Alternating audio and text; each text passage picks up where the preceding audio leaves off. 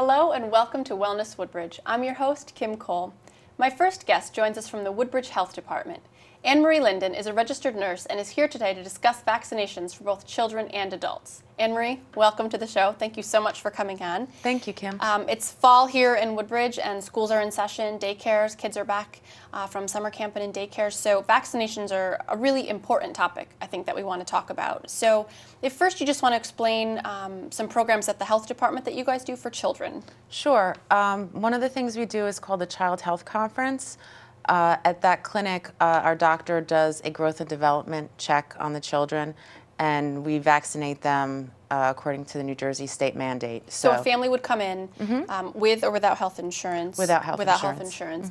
And they would see a pediatrician or just a general practitioner? Pediatrician. A pediatrician. They would do growth and development, and then if they were missing any state-required vaccinations, they would get them at that time. And what age is that for? We start actually at 2 months, and that goes up to age 6. Oh, that's excellent. And where can people find information on that? On the Woodbridge Township website. And how often is that clinic is just ongoing? Or? It's 3 times a month, Thursday mornings. And how many people do you normally see in that?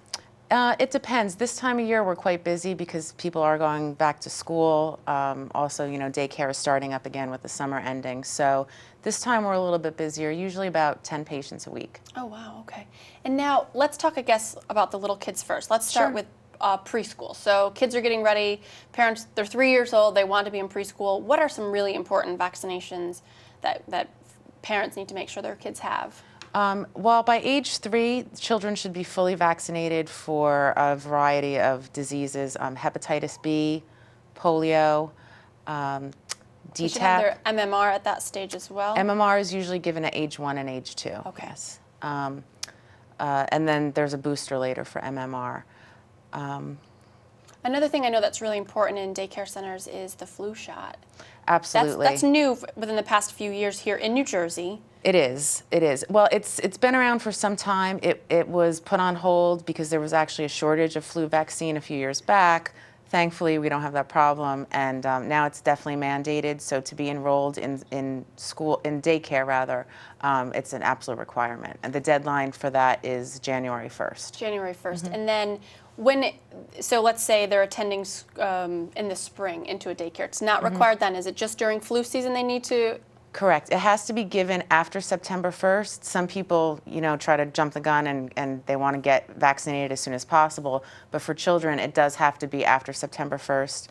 Like I said, the deadline is January 1st. And then I believe after March 31st. It's no longer required. It's not required until the following season. And the flu vaccine is available now for this coming flu season. And people can also get that at the health department Absolutely. as well. Now, one of the other responsibilities you have at the health department is to examine the vaccination records of families in the public schools. Yes. So talk a little bit about what children should have who are enrolling in public school here in New Jersey. Most children are usually fully vaccinated by age 5 against childhood diseases. After that, at age 11, they're required to be vaccinated against meningococcal disease, and they're also required to get a Tdap. Which stands for? Tetanus, diphtheria, and anticellular pertussis, which is whooping cough. Whooping cough. Whooping cough is actually really on the rise now in New Jersey and several other states. So we definitely encourage people to get their children vaccinated against that. Also, anyone who is around newborns, infants, they can actually give, if they carry that, they can give that to babies. So we encourage older adults to come in. Because when would a baby have that vaccination, the Pertussis vaccination? They would get that, the first dose. It's actually a semi-different drug. At that age, it's called DTaP versus Tdap. Okay. It just has a different amount of each of the drugs in it because it's a combination drug. But usually they get the first dose of that at age 2 months. Okay, so, but still. At age 11, they need a booster. A booster shot, okay. Now, I know there is a movement out there, and we certainly aren't going to get into the details of it, but there are parents who choose not to get their children vaccinated for a number of reasons. What is the health department's stance on that as far as admitting into schools? We really follow state guidelines when it comes to that, and the exemptions that are possible for a child to not be vaccinated and to stay in school is they either need to be exempted by their pediatrician for a medical reason. If they have an allergy to one of the components of the medication, their pediatrician might see fit to exempt them for that reason. Also religious exemptions. Okay. Now, I know state to state requirements are different, so families that are moving into New Jersey or out of New Jersey need to make themselves aware. I know you mentioned whooping cough, and California has seen a large increase in the number of cases they're seeing out there because their requirements are different. Can you just speak a little bit about some of the state-to-state differences you see, or even people who are immigrating into our country and things they should be aware of? Sure. Well, coming into New Jersey, there's definitely a specific set of guidelines. Hepatitis B, for instance, you need to be fully vaccinated against that. That's a 3-dose series. Hepatitis A is a 2-dose series. Polio is another drug. Pneumococcal disease. And pediatricians are always aware of these requirements. They are, yes. Families should speak to their pediatricians. Absolutely. And if they have any concerns or questions about any of the vaccines, they should, contact the health department or their pediatrician. All right. Adult vaccinations. Yes. There's a couple out there. You mentioned the whooping cough. Again, just talk a little bit about that. Can also be seen. It's not only dangerous to children, but also adults with compromised immune systems, the elderly. Sure.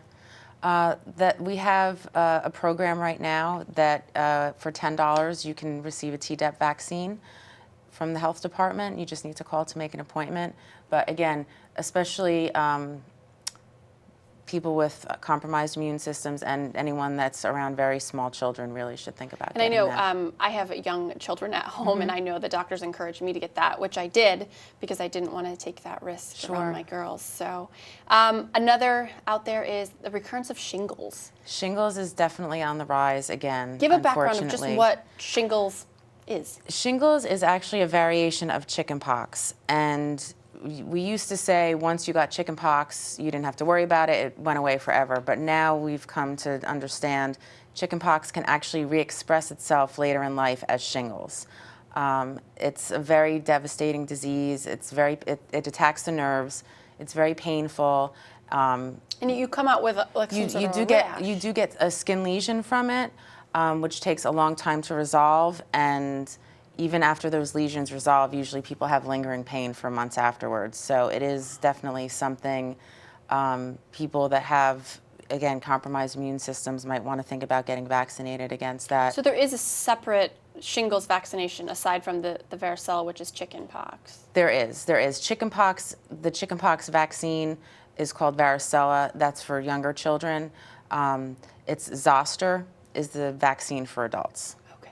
Now, what brings on shingles? How do people get it? Why is it recurring? Stress. If you get sick, anything that compromises your immune system and lowers your immunity, it can cause it to re-express as shingles. And is it contagious? It is contagious, yes. So people should be aware that if they are diagnosed with shingles, do not go to work. No. Do not.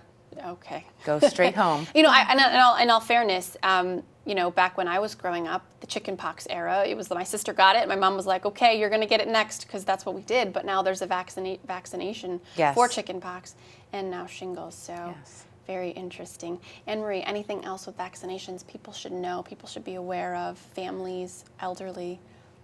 Just really, think about keeping your children up to date.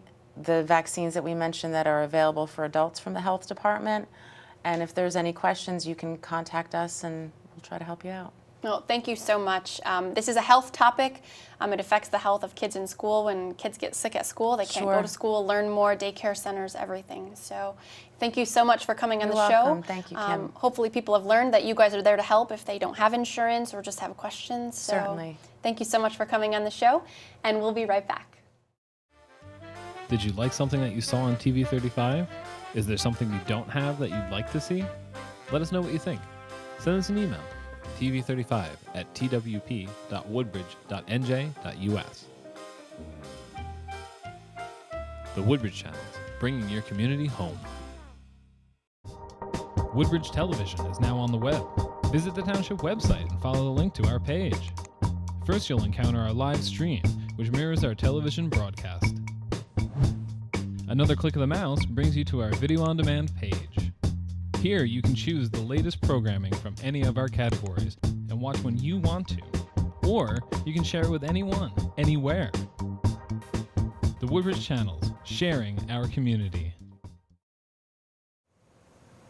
Hello everybody and welcome back to Wellness Woodbridge. My name is Kelly Reedy. I'm filling in for Kim Cole this segment of the show. We have a very special guest. We're here with Dr.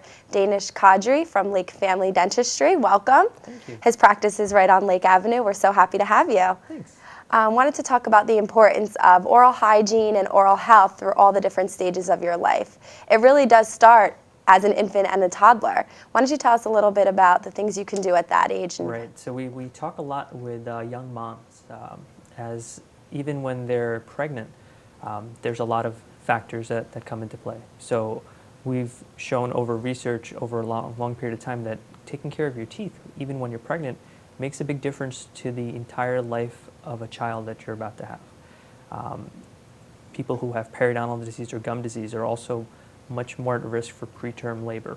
And that's definitely a strong and significant health concern for us. But as a child is born, when their mouth basically is getting used to eating foods, different bacteria start to take hold. In the beginning, if you can establish a solid foundation of good or healthy bacteria in your mouth, you can set up your child for having a lifetime's worth of great teeth with no cavities. And then the flip side is also if your primary caregiver, mom, dad, has a lot of cavities or has had a lot of cavities and has a high level of bad bacteria in their mouth, the first bacteria that make it into their child's mouth is typically that same type. So when kids start to learn to eat, sharing foods is a very quick way where bacteria start to populate your children's mouth. And if mom is trying to teach little Joey to eat, they'll usually take a bite of something and say, oh, try this. And that's how bacteria start to populate people's mouths. And if we can focus on parents first and make sure that the parents' teeth are healthy, you'll find that kids, as they're getting older, will have much better teeth. Well, that's an interesting fact. I'm sure most people didn't realize that really is a straight trickle-down effect. So forming the habits early on and having the kids see the primary caregivers taking care of their teeth reflects in their own habits. Exactly, and it's really hard. I have a daughter, so I know how sometimes you have to hold your children down to brush their teeth, but it's something that we all do and we go through. We talk about parents bringing their children in at the age of 1, starting to get their children comfortable with going to a dentist. Most kids have been to doctors, and every time they go to a doctor's, they're getting immunizations and shots, so they're very afraid. So we try to make it fun and exciting for them, play games and count teeth, and over time build up the trust that's needed for kids to kind of grow into adults and take really good care of their teeth. And then when it doesn't seem like a big scary thing, it just is another doctor that you go to, and brushing your teeth just becomes part of your everyday routine twice a day, even 3 times if you can. Exactly, and with parents, a lot of times kids will feel their parents' anxiety. So we're dealing with a generation of anxious parents that are already scared of going to the dentist. So it's a little process, but we're getting there. More and more kids are growing up not being afraid of the dentist, and you'll see a lot better oral care out there nowadays. As they get older, when you start it younger. Yeah.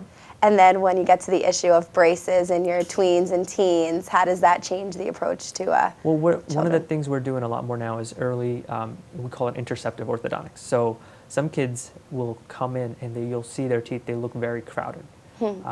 Even at the age of 6, nowadays orthodontists can actually control the way your jaw grows. And if there's not enough room, they'll put something called an expander in, which will help to make your jaw grow differently. And that will mean by the time when you're 12 or 13, when you're supposed to be getting braces, that you're not looking at taking out teeth. And that's been a big shift in the way orthodontics are being done now. So what we're doing is every time we have somebody roughly about 6, 7 years old, when their first permanent teeth come in, we start to look at their jaw and see, is there going to be enough room here for all the teeth that are supposed to be here? And if not, then we send them over to the orthodontist and have them evaluated early on, because when they're younger, you can control the way their jaw is growing. But you can't do that when you're 12 or 13 years old. But typically around the ages of 12, 13, when all the baby teeth are starting to fall out, or right before the last one falls out, we have an orthodontic evaluation done. So early detection is something that is important in fixing the problem early on, and that comes from going to the dentist regularly. Exactly. So it all ties into kind of routine care and coming in regularly, because we can often, we're trying to prevent things. If we can find problems before they become really big, makes it a lot easier and a lot less expensive sometimes to fix. And now with braces, most people just think that it comes with cosmetic benefits to straighten your teeth, but there are Right. also some health benefits with having braces. Specifically with adults, anytime you catch food anywhere in your teeth, and a lot of people have crowding on their lower teeth, it's very popular. I had it myself before I did braces. In any place where you catch more food, your gums are going to be more sore. You're much more at risk for having periodontal disease, which means your gums may shrink. You may see bleeding in your gums, bad taste, bad smell, swelling of your gums. And over a lifetime, you're more at risk for losing those teeth. So when we can straighten out your teeth to the point where it's easier for you to floss, easier for you to brush, and you're not catching food in any areas, you're going to feel a lot better because you'll be able to keep your gums in better shape for the long haul. Nowadays people are living into their 70s, 80s, 90s, and we're seeing more and more patients who don't need to have dentures or partial dentures or even implants because they can maintain their own teeth. Okay, so as you get older and you're an adult, how often should you go to the dentist? Typically, unless you're having periodontal issues, which means gum disease, where your gums are shrinking, your teeth are becoming loose or something like that, most adults are coming every 6 months, twice a year. We're doing a thorough oral cancer exam, reviewing medical history, looking for anything that could be impacting your oral health, and taking care of your teeth, showing you what you're missing or what you're not doing properly, and going from there. Now, I mentioned this before we started taping, but grinding of the teeth is a Yes. common problem. Yes. Can you tell us a little bit more about that? So everybody's always concerned about their children because that's where you first hear it. When your kids when they're starting to get their teeth roughly from the age of like 3, 4, sometimes all the way up to the age of like 10, 12, you'll hear your kids grinding at night, and you can hear the noise from next door, sometimes a block away. And it's common for children to do this, and that's not a concern for us because it's a normal developmental pattern for children's teeth. But adults typically clench their teeth. Clenching is when you just bite down and press really hard, and grinding is when you're going left and right a little bit as well. It's a stress response. So in today's society, everybody's really stressed out, starting even from middle school to high school to college. So we'll get people who have a lot of complaints with their teeth where they feel like their teeth are really sensitive. Their gums are shrinking, but they don't have any other issues.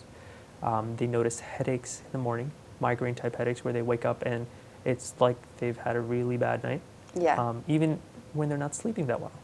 So a lot of these signs can be linked to clenching and grinding their teeth, and typically the use of some type of night guard or doing different exercises can help to alleviate those do problems. some people not even realize they're doing it? Most people don't realize they're doing it. Okay. If you wake up and your jaw feels really tight and sore right here, if you're waking up with headaches, that's a very common symptom. But the other thing sometimes you'll see is sensitivity.